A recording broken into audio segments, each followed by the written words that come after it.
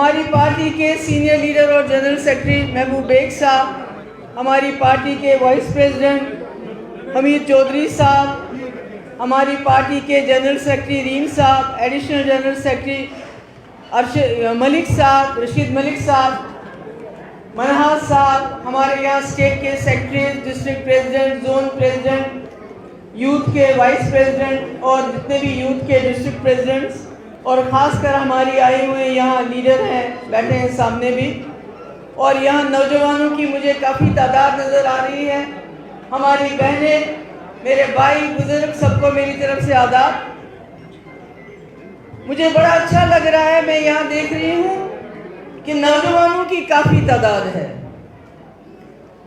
और शायद इसकी वजह ये है कि सबसे ज़्यादा जो मुश्किलात हैं इस वक्त नौजवानों के हैं, क्योंकि हमें बताया गया था, जैसे महबूब बेग साहब ने बड़े तफसील से बताया, हमें ये बताया गया था 370 ख़त्म होगा, बेरोज़गारी ख़त्म हो जाएगी, जम्मू कश्मीर में, खासकर जम्मू में तरक्की होगी, यहाँ दूध की नदियाँ बहेंगी, यहाँ जो नौकरी है वो कश्मीरी ले जाता है।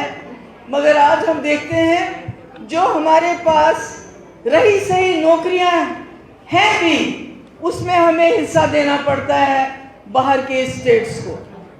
तो इसलिए हमारा नौजवान इस वक्त बहुत मुसीबत में है।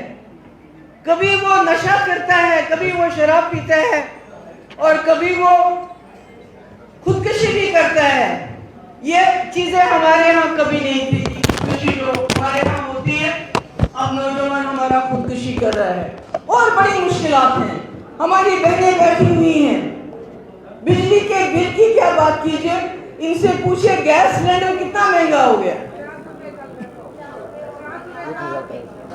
पेट्रोल की कीमत कितनी बढ़ गई। जब पेट्रोल की कीमत बढ़ जाती है तो सब चीजों की कीमत बढ़ जाती है।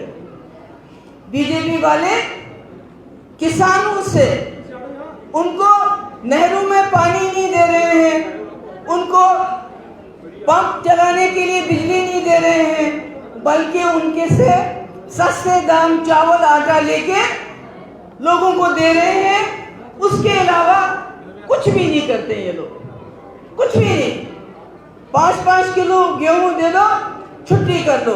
भाई, जिस गरीब ने अपने बच्चे को बीए कराई, एमए कराई, 12वीं पास कराया, वो क्या करेगा खाली आटा चावल लेके? उसके बच्चे को नौकरी चाहिए, क्योंकि जब बच्चा पढ़ लिख के घर में बेकार बैठता है उसकी हालत खराब हो जाती है। मैंने देखा है, मैंने अपने घर में देखा है कि जब बच्चा बेरोजगार होता है, बेकार बैठता है, उसके दिमाग में कैसे कैसे ख्यालात आते हैं। इसलिए मैं समझती हूँ हमारी सबसे बड़ी समस्या इस वक्त बेरोजगारी की है। इनको उसका समाधान करना चाहिए। ये कहते हैं अब कि जम्मू में हिंदू चीफ मिनिस्टर आएगा। अरे, पिछले 4 साल से, 8 साल से दिल्ली में हिंदू प्राइम मिनिस्टर है, होम मिनिस्टर हिंदू है, जम्मू कश्मीर में हिंदू गवर्नर है। तो क्या किया आपने जम्मू का? किया ना। हमारे रेत बाजरे के लिए भी बाहर से ठेकेदार आते हैं। शराब जम्मू का खरीदेगा, बेचने वाला बाहर से आता है, दुकानें बाहर वाले ले जाते हैं। और अगर कोई गरीब अपने टिप्पर में रात को बाजरी निकालता है, से रेत निकालता है, तो पुलिस वाले 10,000 का जुर्माना रिश्वत के तौर पे, अगर वो नहीं होता तो फिर अदालत में जाके उसको 70,000 रुपये देना पड़ता। बिजली के बिल 1.5 लाख 2 लाख कहाँ से लाएगा? आप तो कह रहे थे जम्मू कश्मीर में सब ठीक होगा।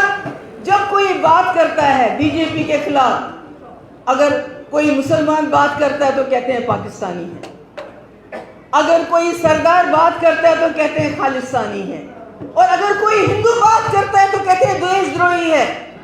बीजेपी को गाली देना, कहते हैं ये देश को गाली देना। ऐसा तो नहीं है। ये तो सबसे ज्यादा देश की मुखालफत करते हैं जब ये कहते हैं कि हम इस देश के तिरंगे को भगवा झंडे से बदलेंगे। इससे बड़ी देशद्रोही की क्या बात हो सकती है? आज ये मुसलमानों के पीछे पड़े हैं। भाई, सर पे दुपट्टा ना रखें मुसलमान लड़कियां, हिजाब ना करें। कल को बोलेंगे सरदार पगड़ी ना बांधे, परसों बोलेंगे तमाम हिंदू भगवा रंग पहन ले, पैंट पहनना बंद कर दो, धोती पहन लो। ये तो चलता रहेगा। अगर हम लोग खड़े नहीं हो जाएंगे, हम लोग इसका मुकाबला नहीं करेंगे, तो हम कहाँ के रहेंगे। और हर चीज का इलाज नफरत।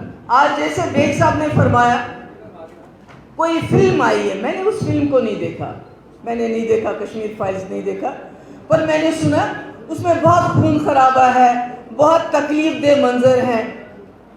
तो मैंने कहा मुझे ये फिल्म देखने की जरूरत नहीं है, क्योंकि मैंने अपनी आंखों से चिट्टी सिंह के सरदारों का खून हाथों से धोया है नलके के नीचे। मैंने देखा है वो मंजर जब हमारे 40 से ज्यादा सरदार लोग मारे गए, खून से लथपथ लाशें, जो लोग उन लाशों को उठाते थे उनके हाथ खून से भर जाते थे। और उसके बाद मैं भी वहां जो वाटर पंप था उसके पास पानी दे रही थी ताकि वो हाथ धो ले। पर उसके बाद क्या हुआ, जब चिट्टी सिंह में सरदार भाई हमारे मारे गए, 3 दिन के अंदर 7 मुसलमानों को, जिसमें एक 25 साल का लड़का था जिसकी शादी होने वाली थी, उसको कुछ आर्मी के लोगों ने, कुछ टास्क फोर्स के लोगों ने उनको पकड़ लिया, पथरीबर लेके गए, वहां मार दिया टॉर्चर करके। यहां तक टॉर्चर किया कि जब उनकी शिनाख्त हुई तो वो अंगूठी से हुई, वो पैरों से हुई, क्योंकि उनका मुंह रखा ही नहीं था, और कहा हमने चिट्टी सिंह के मिलिटेंट मार दिए। तो क्या हम माने जिन आर्मी के 4 लोगों ने वो काम किया सारी आर्मी खराब है? जिस तरह से हमें कहते हैं फिल्म में कि कश्मीर में मिलिटेंटों ने हमारे कश्मीरी पंडितों को मारा। मैं नादीग्राम गई हूं, मैंने देखा है। कहते हैं कि इसका मतलब है सारे कश्मीरी मुसलमानों से नफरत करो। ये कैसे होगा? गुजरात में कुछ गुंडे निकले, उन्होंने वहां के मुसलमानों को मार दिया। इस तरह मारा सुरजीत कौर जी कि जो औरतें प्रेग्नेंट थी उनके पेट काट के, उनके पेट से बच्चों को निकाल के तलवार के ऊपर रखा। तो क्या हम कहें, तो क्या हम माने कि सारे गुजराती खराब हैं? ऐसा तो नहीं है। ये तो सोसाइटी में कुछ लोग होते हैं, मिलिटेंटों ने ज्यादती की। क्या हिंदू नहीं मारे गए? मैं खुद गई बलजराला, मैंने वहां खुद अग्नि दी। रतन कुमार जो 7 बहनों का इकलौता भाई था, जिस दिन वाजपेयी जी लाहौर बस लेके गए, उस दिन रात को बलजराला में एक बारात में 7 हिंदुओं को मिलिटेंटों ने मार दिया। कोटडारा में हिंदुओं को मार दिया। ठकराई छात्रों में हिंदुओं की बारात को मार दिया गया। पर इसका ये कतई मतलब नहीं कि सारे मुसलमान मिलिटेंट हैं, सारे कश्मीरी मिलिटेंट हैं। मुझे याद है बचपन में, मैंने बहुत छोटी थी, मैंने फिल्म देखी शहीद, जिसमें भगत सिंह जी को, सुखदेव जी सिंह को, इसी तरह अशफाकुल हक को, उनको दिखाया। तो क्या होता था जब हम वो फिल्म देखते थे, तालियां बजा के फिर कहते थे हिंदू मुस्लिम सिख ईसाई आपस में है भाई भाई। मगर आज क्या होता है? आज वो फिल्म वाले को तो फिल्म बनानी है, उसका तो कसूर नहीं है, उसको तो पैसा कमाना है। उसने तो एक हफ्ते में 100 करोड़ रुपए कमाया। मगर आपके लिए क्या किया बीजेपी ने? उस फिल्म को प्राइम मिनिस्टर प्रमोट करता है, ऐसी फिल्म और जब हॉल में जाते हैं, जब भगत सिंह जी की फिल्म देखी तो लोग आपस में भाईचारा बढ़ गया। मगर जब ये फिल्म देखते हैं, वहां इनके गुंडे होते हैं, वो वहां मुसलमानों के खिलाफ नारा लगाते हैं, कश्मीरियों के खिलाफ नारा लगाते हैं। मुझे दुख है, ये क्या जाने कश्मीरी पंडित क्या होता है।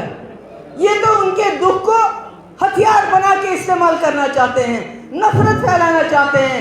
मैं कश्मीरी पंडितों के घरों में पली हूं।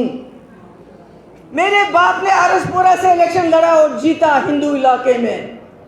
मखनलाल फोतेदार पहलगाम से इलेक्शन जीते थे कश्मीर में। अरे इनको क्या पता है ये कश्मीरी पंडित क्या होता है, ये क्या होता है? ये तो सिर्फ नफरत जानते हैं, नफरत के अलावा कुछ नहीं। ये चाहते हैं कि कोई हमें नौकरी का ना पूछे, कोई हमें रोजगार की बात ना करे, बिजली की बात ना करे, पानी की बात ना करे, सिर्फ वो आपस में लड़ते रहे। आपने देखा मंदिर और मस्जिद, मंदिर कौन बनाता है? लोग बनाते हैं। मंदिर तो लोगों का बनाने का काम है ना। ये तो सरकार को तो स्कूल बनाने हैं, अस्पताल बनाने हैं, अच्छी सड़कें बनानी है, बिजली देनी है लोगों को, रोजगार देना है नौजवानों को। मगर ये क्या कहते हैं? हमने राम मंदिर बनाया।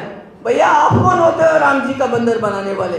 वो तो हिंदुस्तान के मुसलमानों ने भी, कल मैं पढ़ रही थी बिहार में एक मुसलमान ने 2.5 करोड़ की जमीन दे दी मंदिर, वो सबसे बड़ा मंदिर बनेगा। तो ये क्या सबक पढ़ा रहे हैं हमें? Kashmir files, Kashmir files, Kashmir files. पंडितों के घर में मैं पली हूं, बड़ी हूं, मैंने देखा है कश्मीरी पंडित क्या होता है। और अगर किसी का नुकसान, हमारे लोग मारे गए, हिंदू मारे गए, मुसलमान मारे गए, सिख मारे गए, पंडित मारे गए, मगर अगर सबसे बड़ा नुकसान कश्मीरियों का हुआ तो वो हमारे कश्मीरी पंडित भाई जो वहां से चले गए, उसका नुकसान हमें ज्यादा हुआ। हमारे स्कूल टीचर, हमारे डॉक्टर, हमारे इंजीनियर कश्मीरी पंडित होते थे। मुझे भी कश्मीरी पंडितों ने पढ़ाया। उनके जाने के बाद हमारा तालीम का निज़ाम सारा डगमगा गया। अभी मैं जम्मू में होती हूँ, मुझे बहुत अच्छा लगता है, मैंने बड़ा चंगा लगता है। इतने मुसलमान चल रहे, इधर कश्मीरी, इधर डोगरा, इधर सरदार।